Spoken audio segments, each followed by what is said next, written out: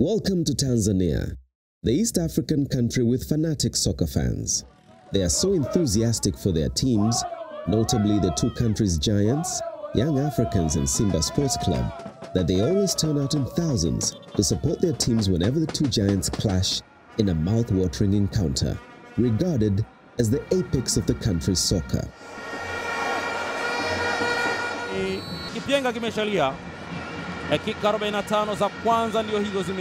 Apart from the elite club football, the game is a popular community activity. It is quite common to see the game played widely in the streets of the country's commercial capital, Dar es Salaam and beyond, despite the fact that most of the open spaces designed for recreational purposes have been encroached. These boys enjoy the most popular game by actively taking part. No wonder that they wear team jerseys bearing popular names of European football teams such as Real Madrid, Manchester United, Barcelona, Bayern Munich, Arsenal, Liverpool, and others. A clear sign that this young generation closely follows European football. The jerseys are available everywhere in the country. No worry, as they are accessible and affordable. A jersey costs between $6 to $15 US. It has turned out to be a very profitable business, especially when the European football season is on. To Tanzanians, football is so loved to the extent that fans are ready to spend hours and hours in front of the screen watching the teams they fancy for. This is one of the popular areas where high and middle-income soccer fans gather during weekends to relax after week-long activities. However, soccer is not a game for the high and middle class only.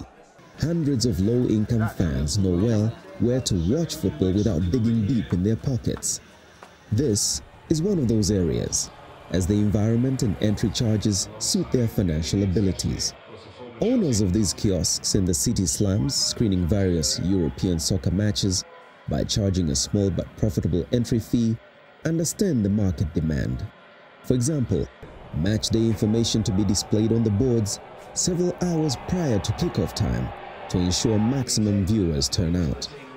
However, no matter the kickoff time, people will still turn up in huge numbers. The recent English Premier League match between Stoke City and Chelsea is a good example of the fact.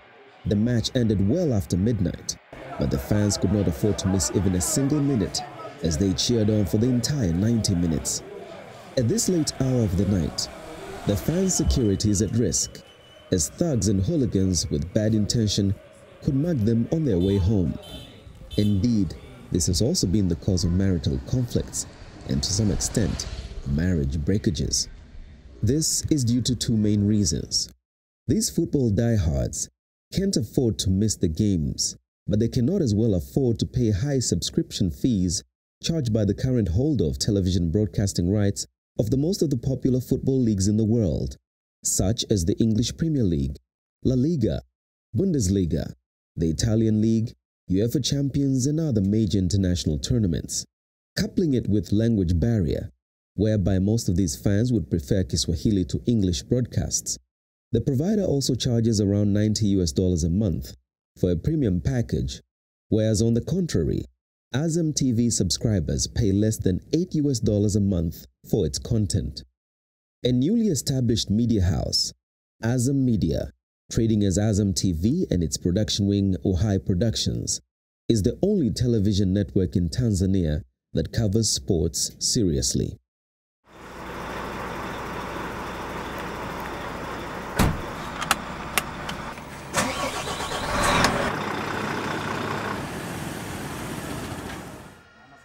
It has acquired state-of-the-art outside broadcasting equipment and other modern facilities that have become life changers to Tanzanian football lovers.